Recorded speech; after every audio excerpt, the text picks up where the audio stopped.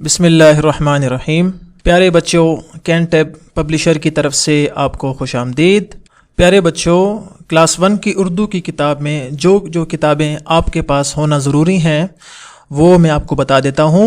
सबसे पहले आपके पास उर्दू की किताब का होना ज़रूरी है, कैमरे स्कॉलर सीरीज़, इसलिए कि हमारा मेन रिसोर्स यही है और हम इसी को बुनियाद बनाकर उर्दू की किताब पढ़ेंगे। उसके बाद प्यारे बच्चों, आपके पास उर्दू की अमली किताब का होना ज़रूरी है, जैसे वर्क बुक भी कहते हैं, ताकि हम सुनना, बोलना, पढ़ना और लिखना और इसके अलावा दीगर स्किल्स पे काम कर सकें। प्यारे बच्चों, इसके साथ साथ अगर आपको होम वर्क या किसी और मदद की ज़रूरत है और किसी सवाल की आपको समझ नहीं आ रही या आप अपने वालिदैन से पढ़ना चाहते हैं तो उनकी हेल्प के लिए हमने रिसोर्स पैक भी तैयार किए हैं कि जो हमारी official website can tab publisher से आप डाउनलोड भी कर सकते हैं।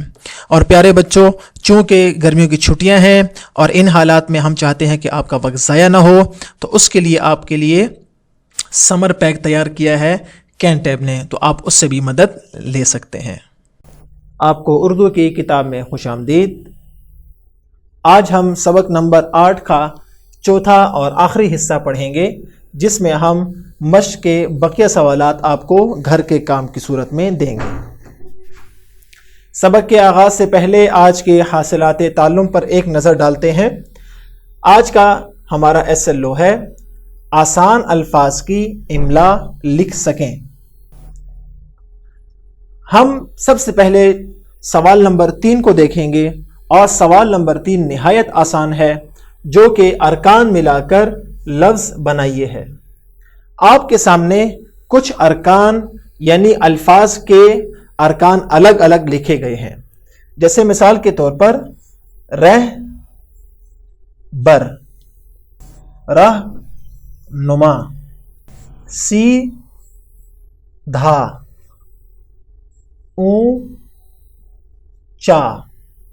आपने तमाम अरकान को गौर से पढ़ना है और आपने यहां पर वो लफ्ज लिखना है जो इन दोनों अरकान को मिलाकर बनता है।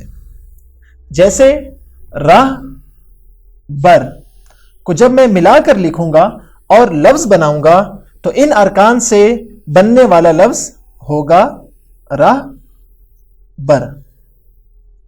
तो देखा आपने कि कैसे हमने दो अरकान को मिलाकर एक लफ्ज बनाया।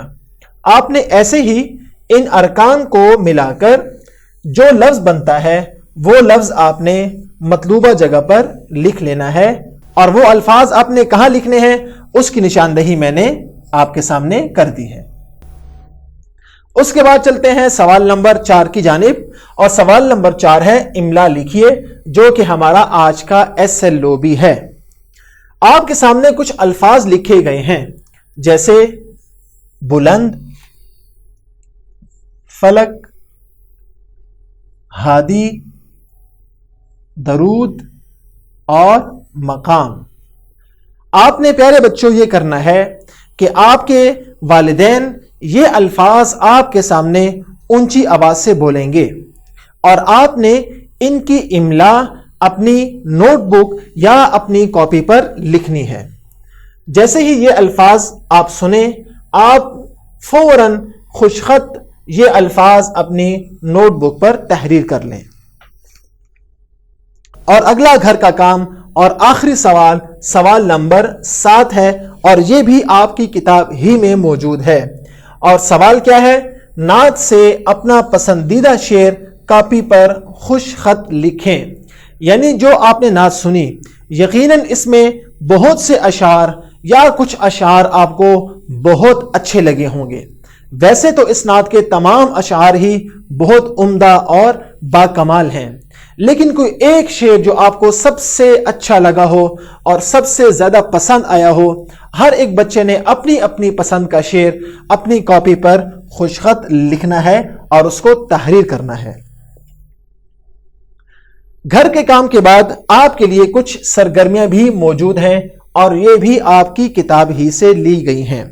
हमारी पहली सरगर्मी है तलबा नात को जमात में ترنم سے پڑھیں، جیسا کہ ہم نے اس سے پچھلے والے سبق یعنی حمد میں آپ کو یہ سرگرمی دی تھی کہ اگر آپ کے اسکول میں چھٹیاں ہیں اور آپ گھر میں موجود ہیں تو آپ گھر میں اپنے بہن بھائی اور دیگر گھر والوں کے ساتھ مل کر اس خوبصورت نعت کے خوبصورت اشعار کو ترنم سے پڑھ سکتے ہیں۔ دوسری سرگرمی، طلبہ نعت کے الفاظ یاد کر کے ایک دوسرے کو سنائیں، یعنی آپ نے اس نعت کے الفاظ یاد کرنے ہیں اور کوشش کرنی ہے کہ آپ اس مکمل نعت کو اچھی طرح یاد کر لیں۔ اگر مکمل نعت یاد نہیں کر سکتے تو کچھ نہ کچھ اشعار اس کے ضرور یاد کریں اور ایک دوسرے کو سنائیں۔ اور ہماری تیسری اور آخری سرگرمی ہے نعتوں کی کتاب یا بچوں کے رسالے سے کوئی اور نعت یاد کریں۔ ہر بچہ جماعت میں نعت ترنم سے سنائے کہ جماعت کے بچے لطف اندوز ہو سکیں، یعنی وہ اس سے لطف اٹھا سکیں۔ اگر آپ کے اسکول میں چھٹیاں ہیں جیسا کہ ہم نے پہلے بھی آپ کو بتایا تو یہ سرگرمی بھی آپ گھر میں کر سکتے ہیں۔ یہ تھا ہمارا آج کا سبق۔ امید ہے کہ آپ گھر کا کام ضرور کریں گے اور اگلے سبق سے پہلے تمام گھر کا کام آپ اسکول میں ضرور چیک کروائیں گے۔ اگلے سبق میں پھر ملاقات ہوگی۔ اللہ حافظ۔